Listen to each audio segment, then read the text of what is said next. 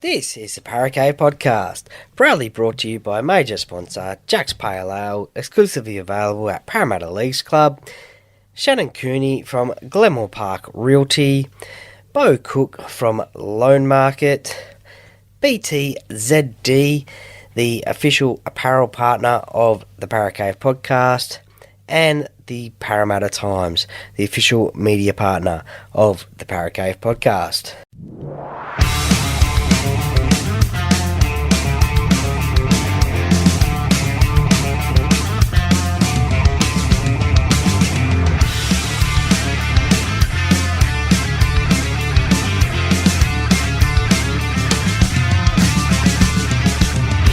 Welcome to another episode of the Paracave Podcast. And now over to your host, Troy Warner, broadcasting live from the world-famous Paracave.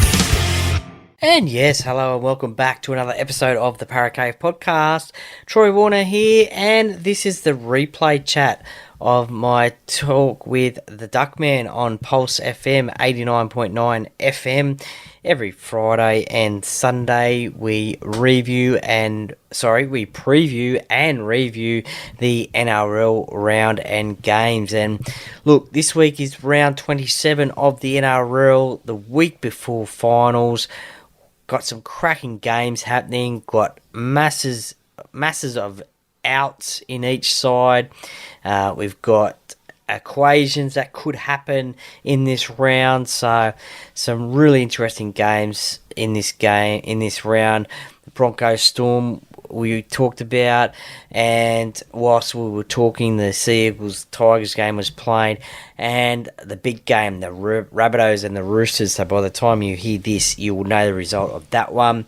But a few other interesting little games other than that across the weekend. The Panthers and the Cowboys, and the Sharks and the Raiders, those two are the most probably important games there, with some interesting games. The Dragons, Knights, Titans, Bulldogs, they could be a cricket score, you never know. So this is the replay chat of the talk I have with the Duckman on Pulse FM 89.9 FM. Hope you enjoy it, and thank you very much for listening. Okay, that was Ghostbusters from Ray Parker Jr. So welcome back to the Weekend Sports Wrap. We've got Troy Warner from the Paracave Podcast with us. Troy, how are you going this week? Oh, look, I'm going fantastic. Love the song choice, but this round of NRL, it is an exciting one. A last round for many people. A historic round, which we'll talk about a little bit shortly, but massive game on after we have this conversation tonight between the Rabbitohs and the Roosters, and then it's finals time. And so many teams have named so many different players in different positions, and for the teams resting players for the finals ahead. So it's very, very interesting. Do you think Brisbane made a mistake last night by resting players against the Storm, or do you think they've done the right thing as well? Because they're through regardless of what happens here, so it doesn't really matter. They're either going to come first or second, and they're going to be playing third or fourth. So the top four is pretty certain one way or another. It doesn't matter what happened there. Yeah, look, I mean, it just depends on how much they want $200,000 by winning the minor premiership. I mean, it still is a good honour, a great honour winning the minor premiership, but it's not the be-all and end-all, because the grand prize is in about 5 weeks' time, winning the grand final. So, no, probably not a bad thing. I mean, they're still number one at the moment, so strange game rugby league. We don't know what's going to happen in the game tomorrow night between the Panthers and the Cowboys. Yeah, Penrith still have to get the job done, so that's what everyone forgets. Penrith have to get the job done, and the Warriors could potentially... So the Warriors are having a look at this. If they can win by... If the Warriors can win by, let's say, at least 66... I know, they probably need to win by about 170. If they can win by about 170 and Penrith lose, they actually might be able to come second. Geez, that'd be a good game to watch. That would be some extraordinary game to watch. Absolutely. I don't know, Wayne Bennett will be enjoying that if that was going to... I just can't see it happen to myself. No. Yeah, not like that. So, yeah, I'd say the top four is pretty much a done deal the way it is, except the Warriors win, regardless of what Penrith do one way or another. They could find themselves in third position, which is a really good chop for them. It's going to give them a good rail run into the finals, regardless of what happens in the first week of the finals. So must be out of everybody in the NRL. Surely Andrew Webster's going to go close to being coach of the year, and Warriors definitely the most improved team of the year as well. Oh, yeah, for sure. I mean, the Warriors are playing a great brand of football this year, and with the new coach as well. So, yeah, no, they're going fantastic. Their best season in a long time. So, look, we'll either see the Broncos play the Warriors, or we'll see... so it all just depends on the finishing position. So the Broncos may even play the Storm again next week in week 1, and the Panthers play the Warriors. So, yeah, it just depends on all results, and we'll know that Sunday night, obviously, when the round's completed. So a bit of a mixture of games that could be played next week, but all quality games. Yeah, I like it. There's not a foregone conclusion at the moment too. The top 4 or the top 8. I like it still like... possibilities for top 8. The biggest variable is the last game of the round too, but we'll kick through the other games first, and then we'll have a look at that. So the Broncos did take on the Storm last night. The Broncos rested a bunch of players. They've probably done the right thing, all right, to risk injury and that sort of stuff, giving the young guys a bit of a crack. So you're going to be able to see what they're going to do against the side you'll come up against in the finals with the Storm there. But the Storm, they were very good last night. They looked very good, 32-22 winners. They're really clicking into the right gears heading into the finals now. Yeah, well, I mean, as you said, both teams, they did rest a lot of players. They also had a few injuries as well. The Broncos without Adam Reynolds again, and Pat Carrigan due to injury. Katoni Staggs due to suspension. So the Storm, they had Jerome Hughes out with injury as well, and then obviously just resting a few players as well. So they still had Ryan Pappenhausen, who was great to see him score a try in his second game back of NRL. Back in the fullback position this week, and he also was the goal kicker as well. But look, it was a pretty close game for most of the game. The Broncos, they got out to an early lead. I think it was 12-0.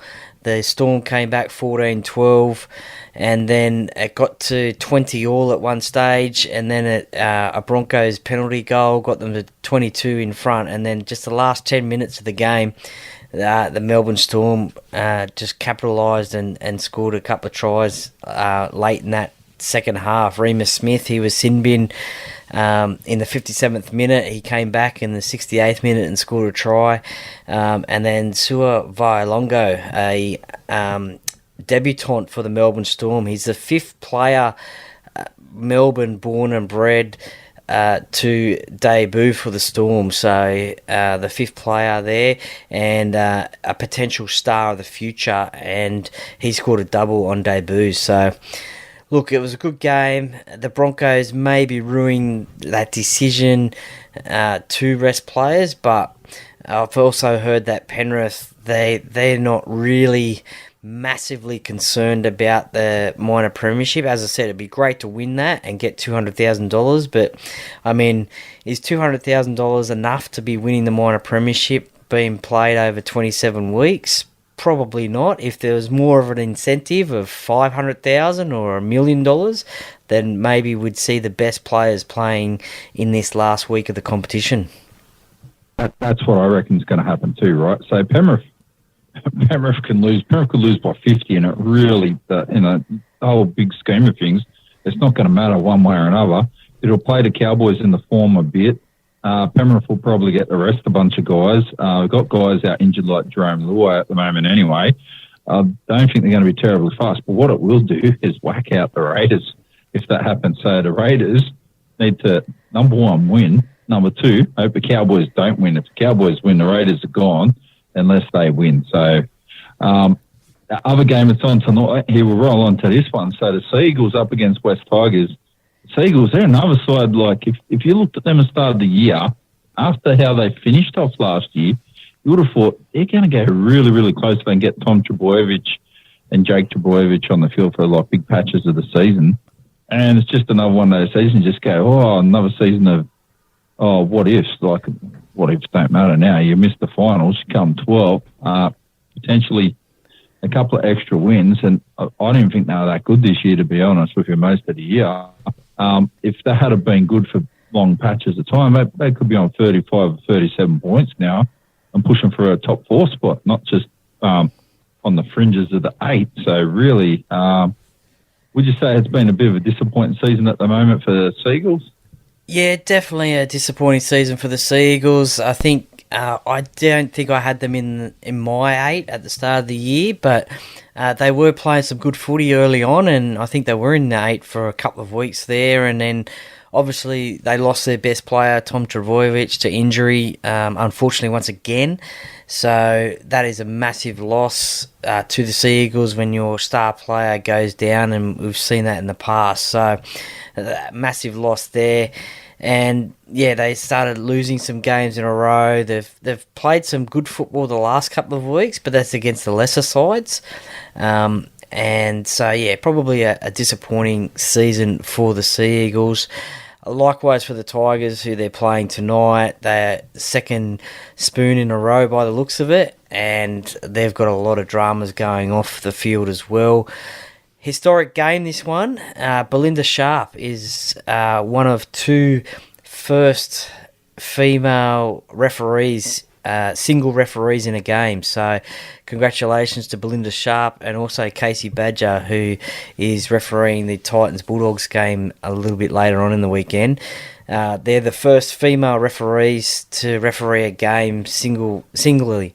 So congratulations to them. And also Jake Trbojevic is playing his 200th game in the NRL. So for Manly, obviously a one-club player. So congratulations to him as well. So an amazing start to this game, actually, that I just remembered that Kula, the fullback that's taken Tommy Trbojevic's spot in the last couple of games, scored off the first set.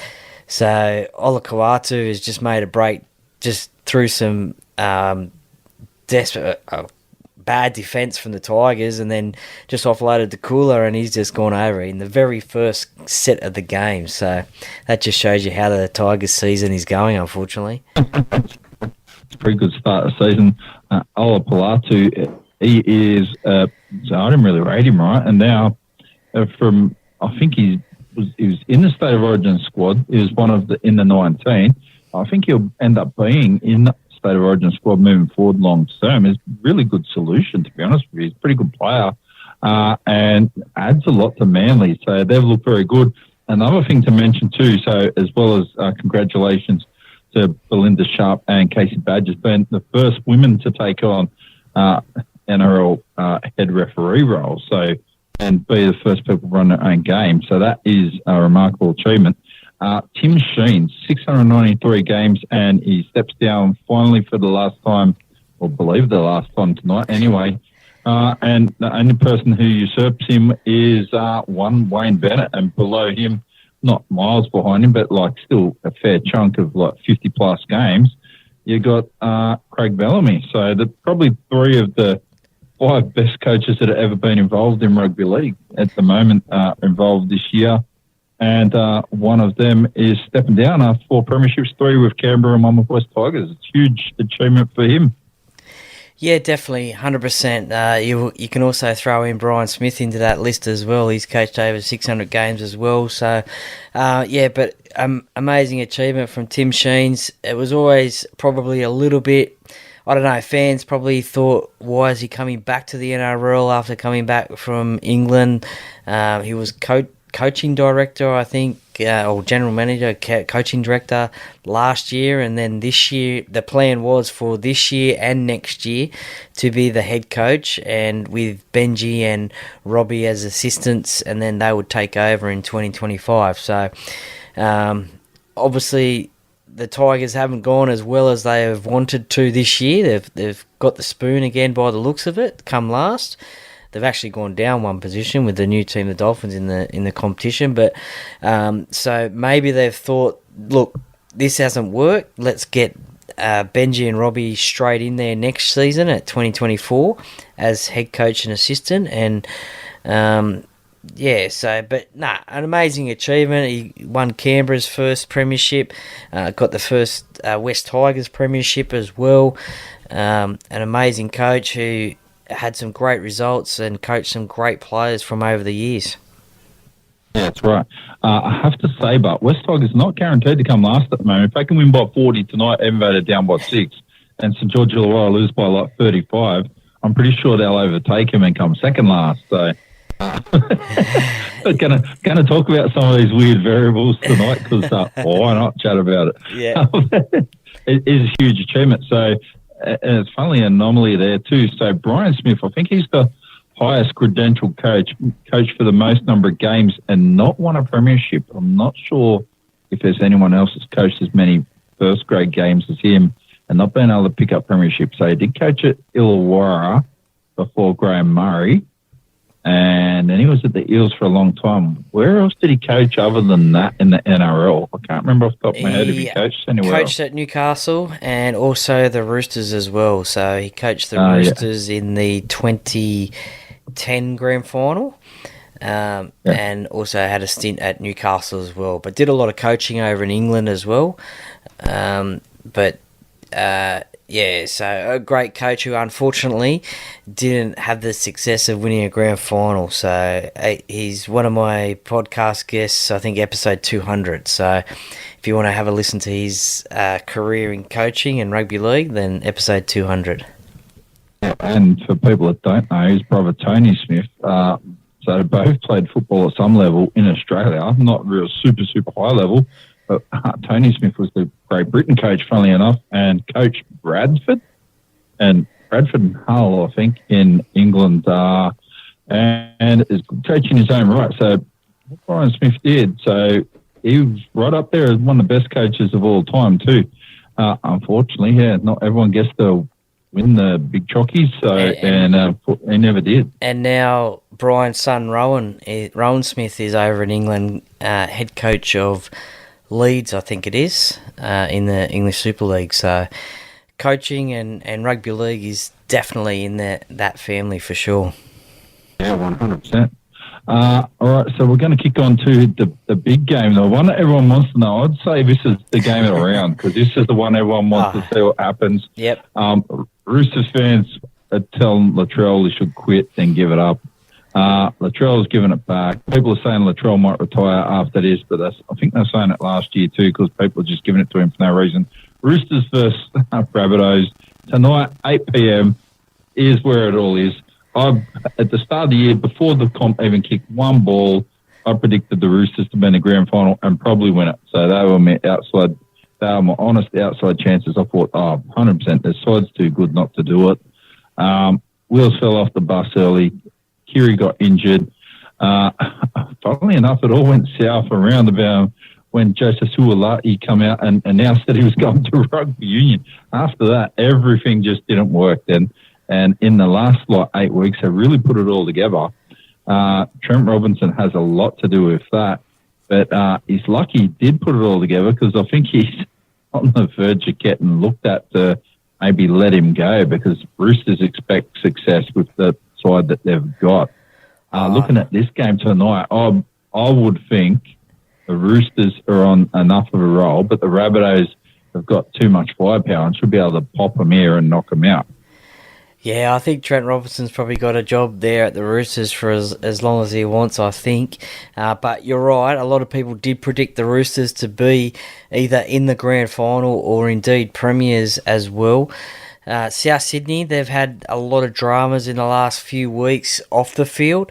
They were winning the comp, I think, in the middle of the year anyway. They were number one, and they've just slowly fallen away in recent weeks, and now they find themselves on the precipice of not making the top 8. So this game, the winner of this game will play finals football. At the start of the week, it was an interesting one as to who would be the biggest out for their side. So Latrell Mitchell obviously suspended for the Rabbitohs, and you had Jared Waerea-Hargreaves also suspended for the Roosters. So at the start of the week, it was either was Latrell the biggest out or was it Jared the biggest out?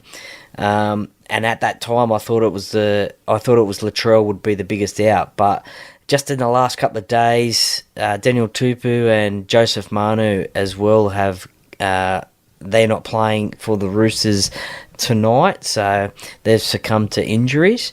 So they're big losses for the Roosters as well. And so, yeah, look, this is going to be a really interesting game. The Roosters, they got the momentum at the moment. The Rabbitohs, they've been struggling. It is at Accor Stadium, so Rabbitohs home ground. You'd probably expect a 30, maybe a 40,000 crowd there. Arch rivals, the Book of Feuds game. Look, it's going to be a cracker and something that everyone, rugby league lovers, have been waiting for this week anyway. So I tipped the Roosters at the start of the week.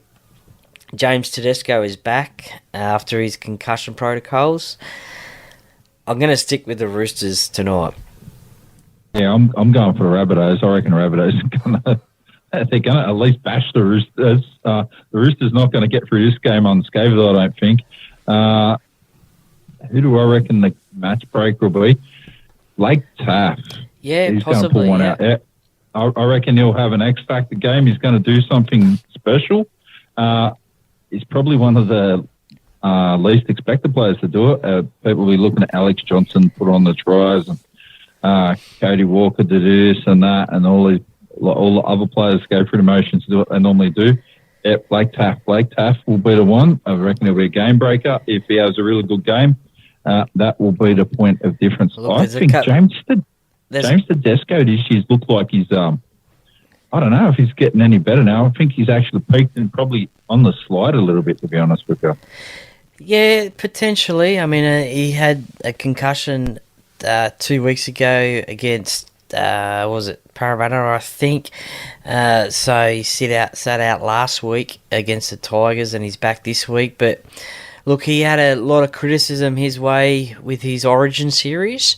Obviously, with New South Wales losing the series and him being the captain, but I think he has sort of shown in the game since for the Roosters. Obviously, they're winning. He is one of their better players in that team.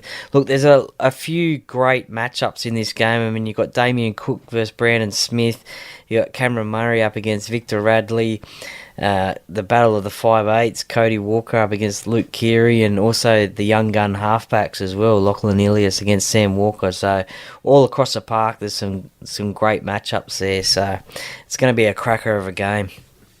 Yeah, definitely looking forward to this. All right, this next game, so this has got interesting connotations too. We already talked about the Warriors. So now when you look down towards the bottom end of the comp, if the Dolphins, so they're on the same points here as the Titans, if the Dolphins can beat the Warriors by 6 more than whatever the Titans beat the Bulldogs, if the Titans beat the Bulldogs, then the Dolphins can find themselves up into 13th spot at the end of the season, and they'll have 9 wins. They'll be very happy with that. So at the start of the year, people tip these guys to be coming last. So they've done a pretty good job. They're still finished in the bottom end of the table, but other than probably the middle of the season just probably been a bit of a reality check for them because they've got to build for the future, I think it's been an overwhelming success for the Dolphins this year.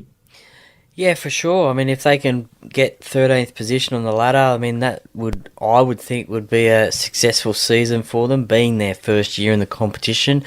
They might not think that. Supercoach Wayne Bennett might not think that, but as you said, they've had injuries and suspensions, and they've had Origin representation as well. So, and it's a long NRL season, so they haven't had a lot of depth in their club, but if they can get that 13th position, then I think they would be reasonably happy with that one for sure. I actually think they can probably win this game against the Warriors. The Warriors have got a lot of players out.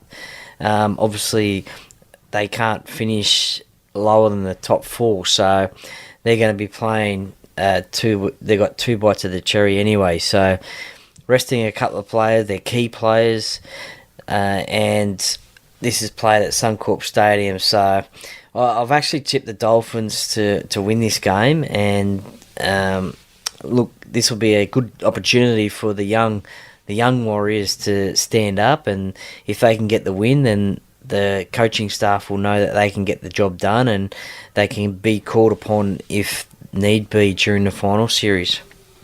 Yeah, for sure. So I do think that the Warriors probably will drop this game as well. The Dolphins have a good chance to win it. The Warriors are pretty good, but none of the top four sides are really risking their players. They know they're a lock. They're all locked in. So why would you be burning players when you know they've got guys about 75, 80%? We'll get them to 100% or close to 100% and get them up and ready to go for the last couple of games in the comp. They're going to get at least 2 games. So why would you be risking guys in a game when you finish second, third, or fourth? So they're going to have to win by 170 to finish second. So that's not going to happen. Third or fourth, realistically, neither here nor there. You're going to be playing over Brisbane or Penrith. So just don't bust your players. No point in it. Well, probably the next game is the game that have got both full-strength lineups, to be honest. Obviously, and we're talking about the Penrith Cowboys game on Saturday, 5:30pm at Bluebet Stadium. Obviously, for Penrith, Jerome Luai is the one out injured with his dislocated shoulder, but other than that, they look like a full-strength side. I mean, Isaac Tungo comes back into the centre position, which is good for Penrith. He can get a game in before the finals. He was one of their great players before he got injured. And, yeah, so they're pretty much a full-strength side. Whether there might be some late changes just before kickoff, an hour before kickoff, I don't know. But the Cowboys as well, they've stuck with their pretty much full-strength side as well because they're desperate to win this game and see what happens on Sunday with the Sharks and the Raiders. So this game is probably the only game that's got full-strength teams in it. Yeah, well, this will be the other game that matters too, right? So there's about 3 or 4 games that matter this weekend. Roosters and Souths, this one here, and then the last one, Sharks and Raiders. So Penrith, I think Penrith have got a lot of pride and don't want to drop the minor premiership. They won't be fussed if they do, but I think they actually are interested in trying to take it. Wouldn't surprise me if they sit a couple of guys out that have been running around for a little while, give them a break. Like Dylan Edwards, would you take Dylan Edwards out? Who would you put in? Not too sure. So Dylan had a week off against Parramatta last week, so he had a bit of a break then. So, and congratulations to Dylan signing his contract as well, 2028, I think it is, extension. So big contract. It is. So the next question is, what's going to happen with Jerome Luai? He's the next piece in the puzzle, but I don't know if he'll re-sign with the Panthers because it's hard to keep a premiership winning team together. So I don't know if he will go somewhere else or whether he'll try and sign for a lesser deal. Yeah, well, I'm hearing a lot of noise, so from 2 areas. One of the 2 areas is the Dolphins, so I don't know whether the Dolphins would sign him, to be honest with you. They don't need a 5'8", and they don't need a halfback, so I can't see how that would work. Canterbury maybe, but I don't know why they would go down that avenue either with him. And the only other side is West Tigers, and that noise is just staying there, right? So because they've got money, so I keep hearing that they've offered him or in the vicinity, or they want to offer him in the vicinity of 1.2 million a year. So that's a lot more than he's going to get with Penrith. So they could build something very good. It could be part of building something good at West Tigers. But they're going to have a couple of lean years before they get the good ones. So if you're prepared to take that hit, well, he might look at that. It might be what he wants. He might want a new challenge. So it's a bit safe at Penrith, you know what I mean, at the moment, because they've been so successful. If you want to challenge yourself, maybe stepping out of your comfort zone into a new surrounding where you're going to have to be the big dog, maybe that is what motivates Jerome Luai. I'm not sure. Well, yeah, you'd have to think so. I mean, he's won 2 premierships already, played in 3 grand finals. He has possibly the chance to win a 3rd grand final if he is fit to play and if the Panthers make the grand final as well. So, and he's played for Origins and he's played for Samoa as well. So, as you said, is he up for a challenge of playing at a lesser club and trying to build them up, and obviously for more money as their marquee signing? We'll just have to wait and see. I think he'll probably make that decision at the end of the year. Yeah, that's right. The next game, this will be a good game too. So it's George Illawarra, they've got everything to play for. They're up against the Knights. The Knights are in really good form, and they're looking good until Kalen Ponga got injured. Now I've got some question marks about how the Knights are going to roll through that, because I would say Kalen Ponga has been the form fullback of the whole comp. Probably outside of Reece Walsh, who Joseph Tapani gave a little love tap last week. That was great to Smashed see. it. Bet you won't do that again. I can tell you that right now. Nah, he'll probably run over the sideline. Yeah, that's right. But Ponga, he is seriously probably the best fullback in the competition form-wise, over Dylan Edwards, over everybody at the moment this year. He's been extraordinary. He's going to be a big loss at the moment. I'm not sure how long he'll be out. He's out this week, I think, for the Knights. But I would be expecting to see him back in the finals next week. They'll play him even if he's not 100% right. Yeah, he certainly has, and he has been one of those great players in the competition, and it's only been shown with the Knights winning, I think, 8 in a row now, so and charging up to 5th position on the ladder. So they'll get a home final regardless of whether they finish 5th or 6th, so that's going to be great for them. They'll have another sold-out crowd up there in Newcastle, but this game's going to be interesting as well. I mean, you've got a lot of Dragons players playing for their future. Obviously, new coach Shane Flanagan will be watching this game and seeing what he has to work with next year. So a lot of priorities on the line for these Dragons players. It's played at Cogra Oval, Netstrata Jubilee Stadium, so a home game for the Dragons. The Knights are pretty much a full-strength side. Obviously, Kalen Ponga's out. Lachlan Miller takes his spot back at fullback.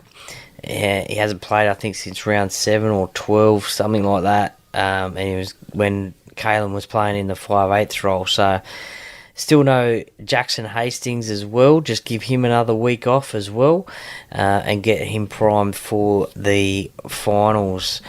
So, look, this could be a anything game, and look, the Newcastle Knights, if I worked it out the other day, I think they've got to win 13 or something games in a row if they're to become premiers of the competition. So to win 13 in a row is a massive achievement and really hard to do in the NRL. So they won't be too concerned if they drop this game. They'll just want to play well, get ready for next week, and hope they come out of it injury-free.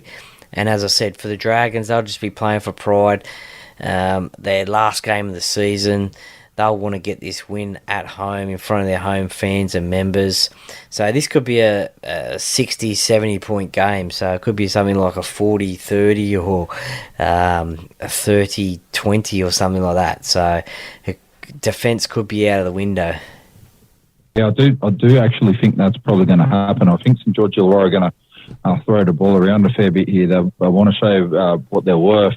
The Knights, I think they want to stay in the strike form that they've been in, so they're not going to be too fussed, I think, about how many points they're giving in here. They're going to want to show that they can muscle up in defence a bit. They're going to want to score a lot of points too, because with Jackson Hastings coming back, so I think he's been a big X factor for them this year too. Just having him in the squad, when he left West Tigers just looked empty of ideas, but when he went to Newcastle, I think that changed their lot. So it was good acquisition to have with Ponga and the other guys that they've got there as well, Clemmer and all that sort of stuff. So they've only helped the situation at Newcastle this year. And I wasn't sure how they'd go picking up these guys, and they've been very good. Yeah, they have, and I think you're right. I think the Newcastle Knights, they want to try and keep their momentum going as best they can into the final. So, yeah, look, obviously they'll care about this game and they'll want to win this game and obviously defend well as well with what's coming ahead in the next couple of weeks. So, they will want to win this game, but I just don't think they'll be too disappointed if they lose this game. But they won't want to lose it by 20 points or 30 points or something like that. They'll want to keep their defence intact, and if they lose by 2, 4 or 6 or something like that, they won't be too disappointed moving on into next week, but they'll want to try and keep that momentum going. Yeah, that's right. So this next game, this is the ultimate Mad Monday game. Titans against the Bulldogs on the Gold Coast on Sunday, 2 p.m. So I heard Wendell Saylor say earlier in the week, he reckons players are starting to pull out already because they're getting ready to just go straight to some pub down there, Broadbeach Hotel or whatever. I don't know exactly what he's talking about. I haven't been there, but I will acquaint myself with it when I'm up in Queensland next time. It would be the ultimate place to finish to have a Mad Monday, actually, up on the Gold Coast. The weather's pretty good up there too at the moment. Titans, I think they're going to get the job done without too many problems. I think the Bulldogs are in a little bit of disarray. They'll be more competitive, but I expect the Titans will aim up, particularly with Des Hasler about to take over. They're probably in a similar position to Canterbury. They're probably in a similar position to the Dragons, where they know guys have got to aim up to get contract renewals, and there's guys playing for their future, and even guys that are contracted for next year. You want to be finishing off on a good foot and starting the pre-season on a good foot as well, because you've got Des Hasler coming in. He's a bit of a tough taskmaster too. Yeah, for sure. I mean, I can recommend the Palm Beach Surf Club as well as a good venue if you're ever up there as well. But look, this game is going to be interesting. As we said earlier on, this is one of the games that Casey Badger is refereeing single-handedly. So congratulations to her as well. So obviously her husband, Gavin Badger, used to be a referee as well in the top grade. So it's great to see Casey get her start on the field as the referee. So, yeah, look, this game will be interesting. As you said, you mentioned Des Hasler there before. Players in this Gold Coast side will want to put up a performance to show him what they can do and what they can possibly do next season. It's probably been a little bit of a disappointing year for the Titans. A few people thought they might have made the 8. It might have been a little bit higher than what they were this season, but it just hasn't happened for them. A few injuries as well, obviously representative football as well, but they'll be a different side under Des Hasler. Obviously they had the Justin Holbrook dramas as well during the year, so a little bit of a disruption for their season. But look, the Bulldogs, as you spoke about, they had their off-field dramas this week apparently, and it's all blown up in the media. And I mean, who sort of really knows what's going on there? I mean, unless you're there, you don't know what's going on behind closed doors. You're just relying on the media and whatever. But it certainly doesn't sound like a good situation at the moment, with allegedly some players unhappy at being coached the way they are coached, and having to wrestle players as well for being late for training and stuff like that. So a very disrupted week for the Bulldogs. Tavita Pangai Jr., he's not playing, so he's retired from rugby league now. He's going to pursue a boxing career apparently, so he's played his last game in the NRL at the moment. There's a little bit of rumour talk that he might play up at the Dolphins next year, but we'll just have to wait and see. I reckon that's a fair chance. So, but I don't think he'll start off at the Dolphins. I think he might go down this boxing avenue a little bit, and then surprise, surprise, comes available. So around March, April, May, something like that, when they're probably looking for a bit of depth heading into the State of Origin series, strangely enough. So yeah, possibly. Yes. Toby Sexton, he plays his first game against his old club as well, so he'll be wanting to get the win. And old players at a club who are playing their old club, they love playing those sort of games because it can just show them what they were and if they got rid of them. Although I think it was a mutual decision between Toby as well. He had a couple of players in front of him at halfback. So look, a season that the Bulldogs will probably want to forget. So they probably can't wait to get this game over and done with. Probably like the last game, it could probably be a massive scoreline as well, because both teams will probably just want to throw the ball around. Defence probably won't be in order, so why not just have some fun, play some footy and entertain the fans. Yeah, that's right. I reckon this will be a 50 to 60 point game as well. So it's similar to like what happened when the Bulldogs played the Roosters earlier in the years. I reckon they're both going to go for it and show what they've got. And the last game here, so this is the most important game of the whole round for teams that are in the top 8, right? So the Sharks, it's not going to matter one way or another what happens here to them. They're going to finish like at the worst 7th, at the best potentially 5th. The Raiders, if they lose and the Cowboys win, they're gone. Unless there's no alternative to that. So their for and against was that bad that they're gone, and they only got smoked in a couple of games. But those couple of games, they're going to come back to haunt them now. I think it's all really dropped on Ricky Stewart's head in the last couple of weeks, and he's quite concerned about it. He's not very happy about it, and that's why it's been blowing up a fair bit. So Cowboys only got to win by 1, and the Raiders are out. So I think the Raiders have had a good year too, unfortunately for them. And the Sharks, they were doing really, really well at the start of the year. Dropped the ball through the middle of the year there and dropped off. They really should have probably finished in the top 4. And yeah, but they got themselves in a little bit of a spot of bother, but not like the Raiders have. The Raiders really, if there's one side's in the top 8 now that I don't think is going to make it, they're it. So I do think they're going to miss out. If Cowboys beat Penrith, they're gone. So they already know that straight off the bat. The only way they could avoid it if the Cowboys win is if the Rabbitohs and Roosters have a draw tonight. So that's the variables are all over the place here.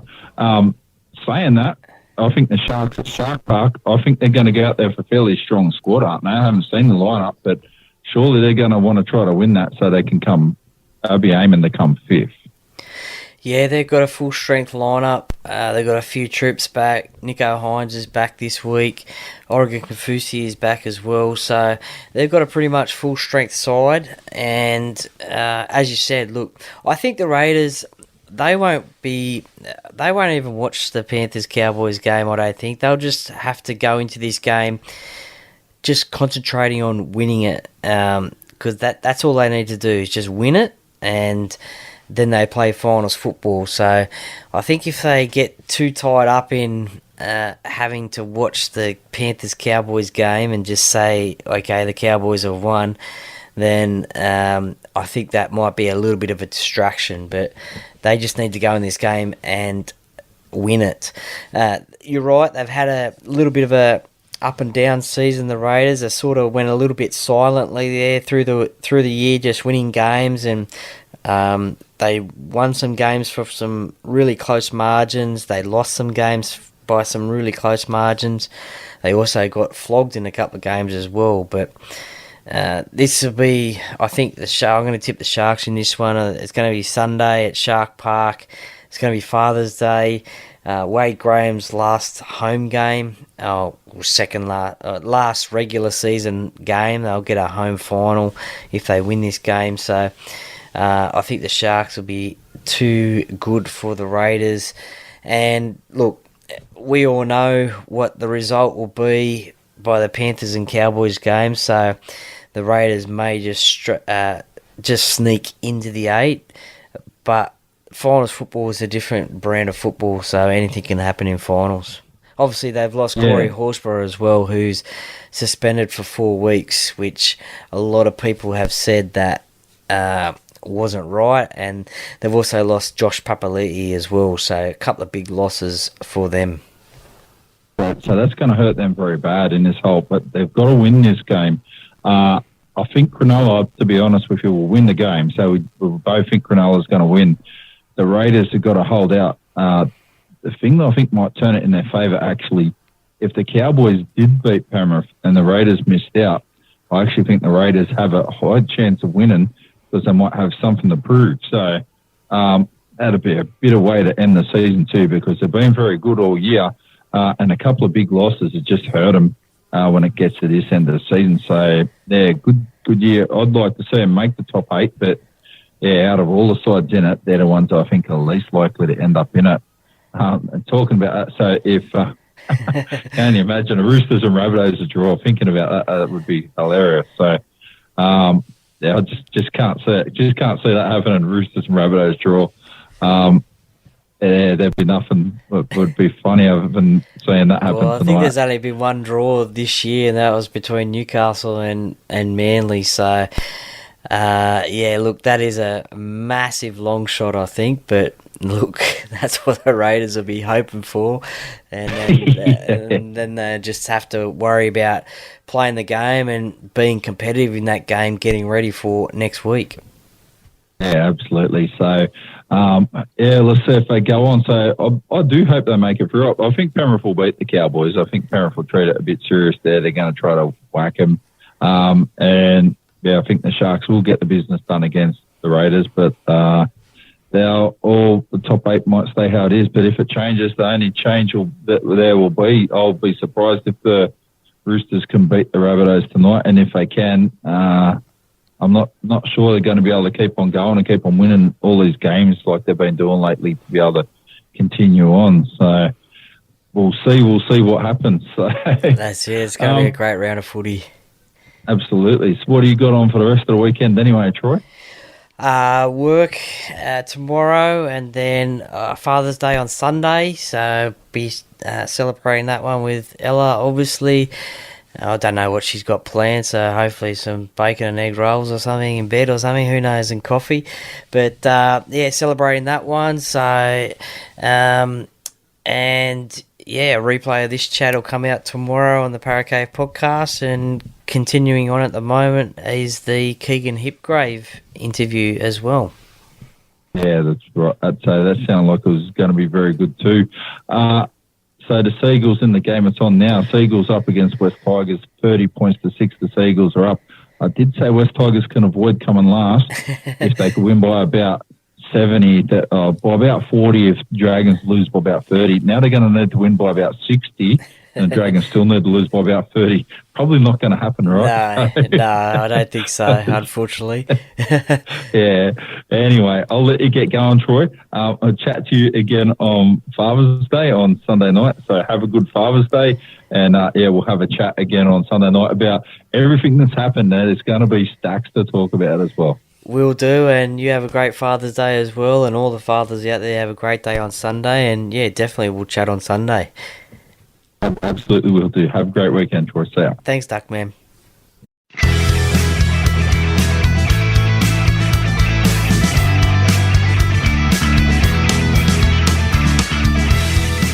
Thank you for listening to another episode of the Paracave Podcast. See you next time.